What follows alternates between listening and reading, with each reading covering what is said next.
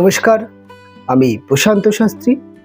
আজকে কথা বলবো বৃষরাশিকে নিয়ে। বৃষরাশির জাতক বা জাতিকাদের 2025 মে থেকে 2026 মে মাস, এই টানা একটি বছর কেমন কাটতে চলেছে এই নিয়ে বিস্তারিত আলোচনা করব এবং তার সাথে সাথে দেখে নেব প্রেম, বিবাহ যোগ বা বিবাহিত জীবন কেমন কাটতে চলেছে বা কেমন হতে চলেছে এই সময়টি, এটা নিয়ে বিস্তারিত আলোচনা করব। তবে একটা জিনিস মাথায় রাখতে হবে যে 15ই মে দেবগুরু বৃহস্পতি বৃষরাশির ক্ষেত্রে তাদের রাশি থেকে বা তাদের লগ্ন থেকে রাশির সেকেন্ড হাউসে এসে অবস্থান করছে এবং কম বেশি একটি বছর, অর্থাৎ মোটামুটি বলা যেতে পারে 2026 মে মাস পর্যন্ত কিন্তু দেবগুরু বৃহস্পতি আপনাদের রাশির সেকেন্ড হাউসেই অবস্থান করবে। আর এই আলোচনাটা কিন্তু পূর্ণাঙ্গ বৃহস্পতির ওপরেই বেশ করে আলোচনা করা হবে। আর আমরা জানি যে প্রেম, ভালোবাসা, বিবাহ বা বিবাহিত জীবন, এই প্রত্যেকটা জিনিসকে কিন্তু বৃহস্পতির ভূমিকা অত্যন্ত ভীষণ পরিমাণে থাকে। তাই তার সাথে সাথে এই বিষয়গুলোকেও জড়িয়ে আপনাদের সামনে আলোচনা করব। তবে আসুন আমরা মূল আলোচনায় প্রবেশ করি। দীর্ঘ একটি বছর দেবগুরু বৃহস্পতি বৃষ রাশির ওপর থেকে গোচর করছিল। তবে বৃষ রাশিতে দেবগুরু বৃহস্পতি খুব একটা ভালো ফল দিতে পারে না বা দিতে দেয় না। তার কারণ হচ্ছে, এক তো দেবগুরু বৃহস্পতির ক্ষেত্রে বৃষ রাশির ঘরটি, অর্থাৎ শুক্রের যেহেতু রাশি, এটি কিন্তু খুব একটা কমফোর্টেবল বিশ্বর জন্য, অর্থাৎ বৃহস্পতির জন্য নয়। তাই বৃহস্পতি খুব একটা যে বৃষ রাশির ক্ষেত্রে ভালো ফল দিচ্ছিল সেটা কিন্তু বলা যেতে পারে না। তবে অবশ্যই আপনার রাশিতে বা আপনার লগ্নে বৃহস্পতি অবস্থান করাকালীন আপনাদেরকে অনেক ধৈর্যশীল, অনেক চিন্তাশীল এবং অনেকটাই আপনাদের কিন্তু জীবন সম্পর্কে একটা অভিজ্ঞতা অবশ্যই দিয়েছে। অনেক মানুষ চিনিয়েছে, অনেক পদক্ষেপ দিয়েছে এবং এই সময়টি কিন্তু এই যে মোটামুটি যে আপনারা এক বছর অতিক্রম করেন, এই সময় কিন্তু বৃষ রাশির ক্ষেত্রে আমরা যারা বিশেষ করে আমরা ক্লায়েন্ট যারা দেখি, আমরা কিন্তু দেখেছি যে বহু বৃষরাশির ব্যক্তিদের কিন্তু বিবাহ যোগ এবং বিবাহ হয়েছে এবং জীবনে প্রেম কিন্তু অবশ্যই হয়েছে। তবে বর্তমান সময়টি কেমন কাটবে এটা নিয়ে আলোচনা।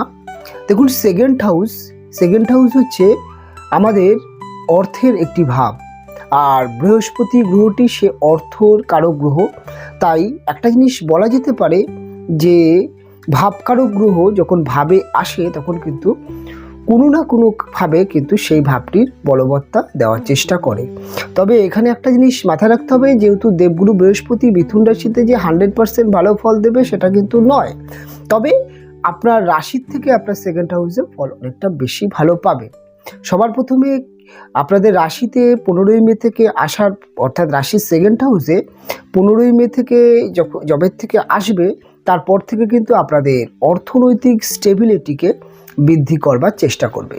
আপনাদের খরচের মাত্রা কমানোর চেষ্টা করবে, কেন বৃহস্পতি ধন শ্রীবৃদ্ধিকারক গ্রহ এবং বৃহস্পতি যখনই সেকেন্ড হাউস বা অর্থনৈতিকভাবে থাকে সেখানে কিন্তু অর্থের অহেতুক ব্যয় বা অর্থের যোগান বা অর্থ উপার্জনের যে বাধা, সেইটাকে কিন্তু অনেকটাই কেটে দেওয়ার চেষ্টা করবে বা কাটানোর চেষ্টা করবে এবং তার সাথে সাথে অর্থ ইনকামের যে উৎস, সেই উৎসটা তৈরি করবে এবং তার জন্য একটি পরিকল্পনা বা তার একটি প্ল্যান কিন্তু তৈরি করবে।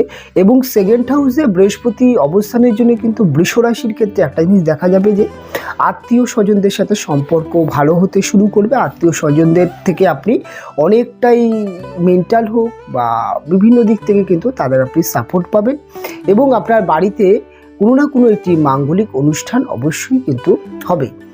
এবার একটা জিনিস মাথায় রাখতে হবে, সেকেন্ড হাউস এমনই একটি ভাব যেটিকে কুটুম্ব ভাব বলা হয়।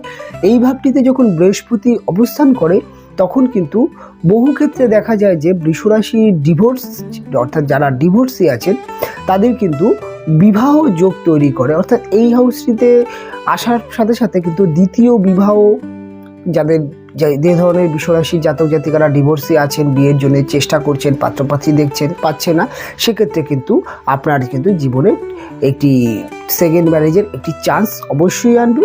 এবং তার সাথে সাথে সেকেন্ড হাউস বৃহস্পতি অবশ্যই অ্যারেঞ্জ ম্যারেজ, সেটা ফার্স্ট বিবাহ অর্থাৎ অ্যারেঞ্জ ম্যারেজের একটা যোগ আনে। তাই বাড়ির ব্যক্তিদের তৎপরে অর্থাৎ তারা একটু আপনার বিবাহকে নিয়ে একটু বেশি তৎপর হয়ে উঠবেন, বা আপনার আত্মীয় স্বজন দ্বারা হঠাৎ একটি সম্বন্ধ আসলো, সেই সম্বন্ধ আপনার বিবাহে কনভার্ট হতে পারে, এরকম কিন্তু একটি যোগও দেখতে পাওয়া যেতে পারে বৃষর ক্ষেত্রে।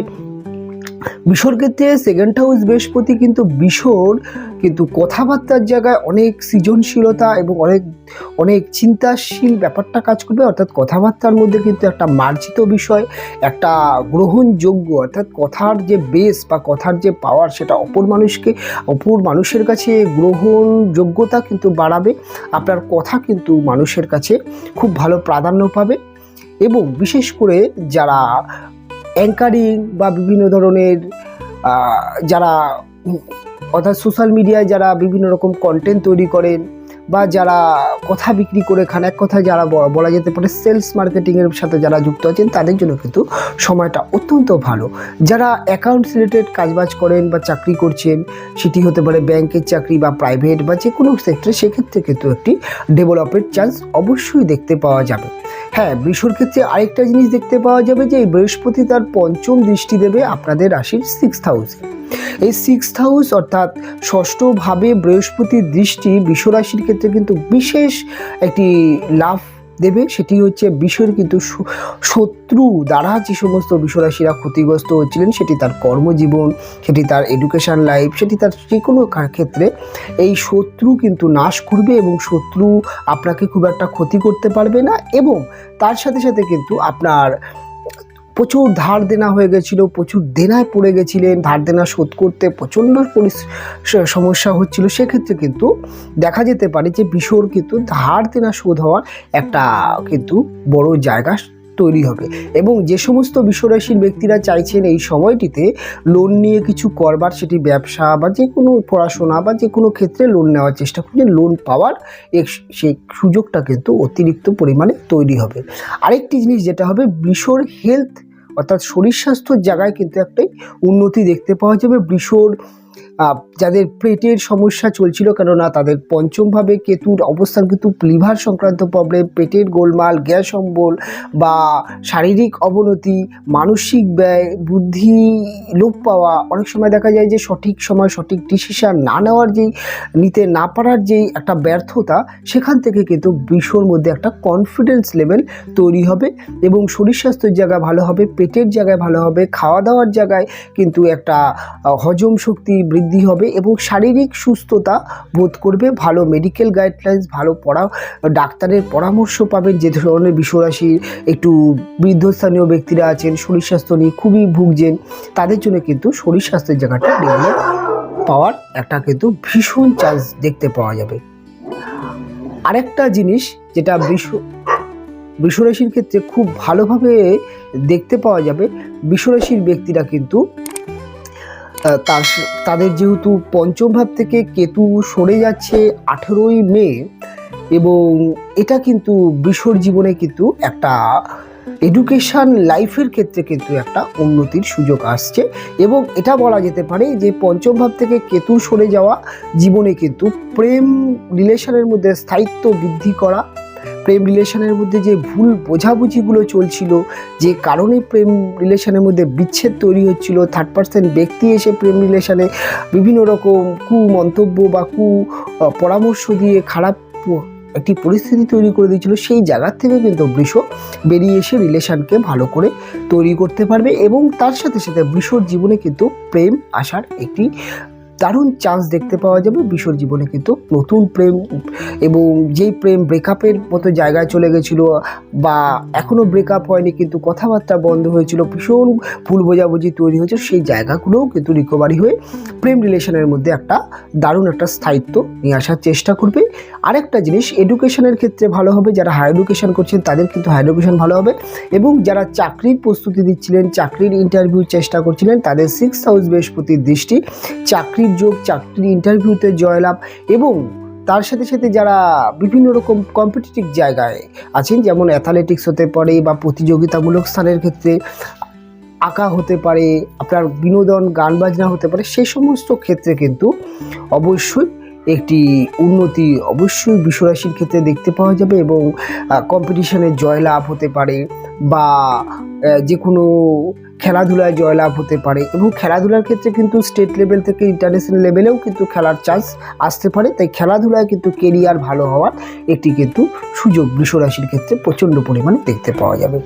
এবং বৃষরাশির ক্ষেত্রে আরেকটি দৃষ্টি যেটা দেখতে পাওয়া যাচ্ছে দেবগুরু বৃহস্পতির, সেটি আপনাদের অষ্টমভাবে বৃহস্পতি দৃষ্টি পড়ার জন্য আপনাদের যাদের ম্যারেজ লাইফ সংক্রান্ত সমস্যার কারণে ডিভোর্সের মামলা চলছিল, এই ডিভোর্সের মামলার একটা নিষ্পত্তি ঘটার একটা সম্ভাবনা কিন্তু ভীষণ পরিমাণে দেখা যাচ্ছে। যে কোনো ক্ষেত্রে আপনি মামলা মোকদ্দমার জড়িয়ে পড়েছেন, সেটি প্রপার্টি রিলেটেড হতে পারে বা যে কোনো রিলেটেড, সেই জায়গা থেকে কিন্তু জয়লাভ পাওয়ার এবং আইনত সমস্যা থেকে বেরিয়ে আসার একটা সুযোগ অবশ্যই পাবেন। এবং তার সাথে সাথে আপনার মধ্যে যে আপস অ্যান্ড ডাউনস, অর্থাৎ আমাদের জীবনে যে ওঠা নামা থাকে, একটা স্টেবিলিটি কমে যাওয়া, সেটা অর্থনৈতিক দিক থেকে বা ব্যবসার দিক থেকে, সেই একটা স্টেবিলিটি কিন্তু নিয়ে আসবে।